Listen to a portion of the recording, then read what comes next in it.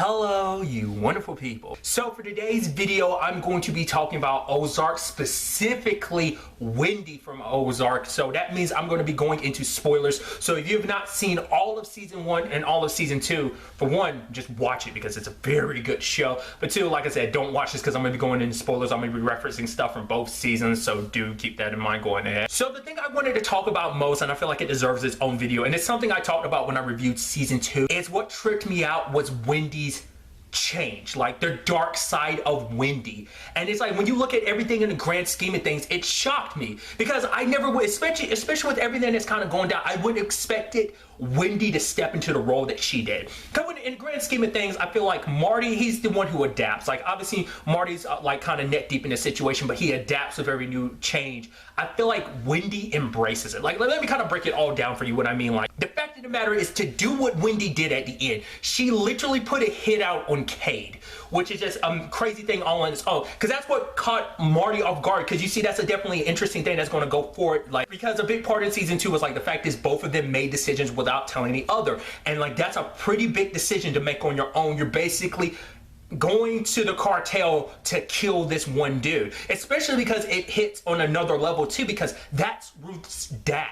Like no matter how much of a complete and utter douchebag he is, which we can all agree, Cade was a douchebag. The fact of the matter is, you still like you're ending someone's life, because we saw what happened with Marty when the whole Mason situation happened. Marty fell apart, and he was the one that was the most compartmentalized and calculated with everything, and yet that still tripped him up back because he had never directly killed anyone before. Because it's something Marty had brought up. The fact is that he after that whole situation, he was like, I thought we were the good guy, at the very least, not good guys, but at the very least I thought we weren't the monsters that we were working for. But now he realizes like, no, we're just as bad as them. But Wendy's the one that's like, no, we're nothing like them, which is interesting, like I said, because it's later on she embraces that side of them and everything.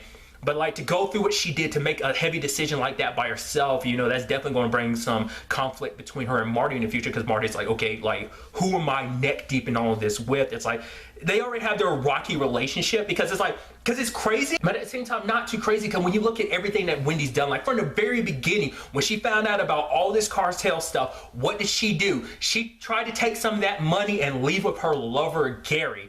And I could be misremembering this, but I'm fairly certain Marty's exact words were, you fucked me, Wendy. You were going to take that money and leave, and you knew I needed that money, which is very true. It's like in the grand scheme of things, it's like that was super messed up of her to do that. But for her, it's like she kind of didn't care. So it kind of shows you, even from the beginning, kind of like, I think that was kind of a potential hint at who Wendy kind of was, because like there was the episode in season 2, the whole Mason situation, where we kind of learn a lot more about Wendy. I feel like more than we've ever, like we learned a little bit here and there. Like earlier you had learned about her brother and stuff like that. It was hinted at in season 1. I think season 2 is when they really kind of dive into like more about like that whole situation with her brother. But that situation of who she was when she was younger, she was kind of getting into trouble and stuff like that. Like the whole thing of like she went to church because she didn't want to go to hell. Like she knew she did some terrible stuff here and there. There was some craziness in her life. She only went to church to save her own soul because she didn't want to go to hell. She had told her like she made some confessions and told her priest everything, and he never looked at her the same way again. So, but you know, you could be like, well, yeah, everyone's kind of a little messed up when you're a kid and they kind of grow of it. But I feel like Wendy might have had like a 360, like she had a 180 as she got older, and then she circled back around because these new circumstances brought out that darker side of her that's always been there. She just did a very good job of hiding it, but now it's like, no, this is who I am, this is who I want to be, because you know, because she spent her whole life trying to figure out who she was, being who she was when she was younger, now the wife, the mother, you know, the woman that worked on political stuff. I mean, that might be another reason why politics is where she kind of shined, because she had that dark side. Because we never 100% got to see her 100% in her like element when it came to the politics stuff. I mean, we saw it a little bit with the whole Wilkes situation, like her working with him, we kind of saw that. I mean, especially because like that's another element of her bad side of just being like all the stuff she did. Like I'm terrible with names, but there's that lady she was blackmailing,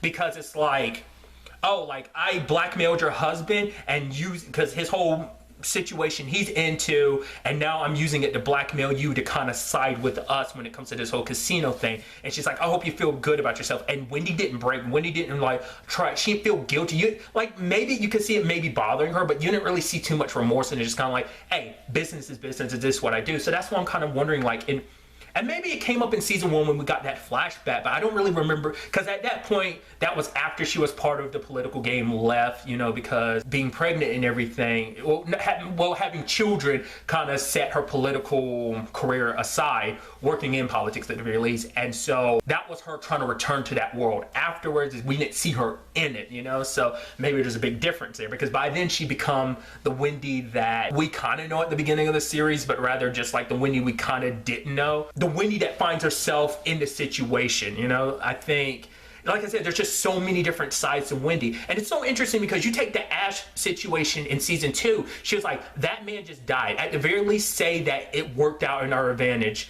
that that man died, because if he didn't die, we would have died. And Marty was like, we got lucky. So we saw how distraught she got over that, but then you see her making decisions like that later on. Because for her, like I said, it almost seems like she's almost got like a Walter White thing going on, is the comparison I make. Like, because in my head, I was thinking like Marty might be the Walter White of the show, and which I know it's like, oh, don't compare it to Breaking Bad. I know, but it's just kind of like, but it's such an interesting thing, because I feel like Wendy didn't have even necessarily the same progression that Walt did. It's almost like she kind of had a progression, but it almost felt like 0 to 100 when you look at the grand scheme of things. But you know, there is progression. There are blocks to like her progression. But like I said, Marty was the one that's like, I'm not trying to take advantage of this situation. I'm trying to get my family out of this. I mean, and even Wendy was like, oh no, we're not leaving. Marty's like, what are you talking about? We literally have a chance to get out of this. This has been our, like, what we've been trying to do the entire time. And Wendy's like, no, this is the life we have. We can make this sustainable. It's like, what are you talking about, lady? Like, I love that she's like I said, Marty's about adapting. She's about embracing, you know, and I think that's such a nice little turn on that whole situation. Because another little thing about Wendy that we've seen all series, and I think it's because this all goes back to the point I've made. Like, after I finished season 1 of Ozark and before season 2 had come out, I had did a nerd mode, and I said, out of anyone under these circumstances, I believe Wendy, out of anyone in the Byrde family, handles this situation the best. And in all honesty, it's scary how good she handles this. Like I said, Marty's very smart and adapting, but like how she handles it is completely different from everybody else.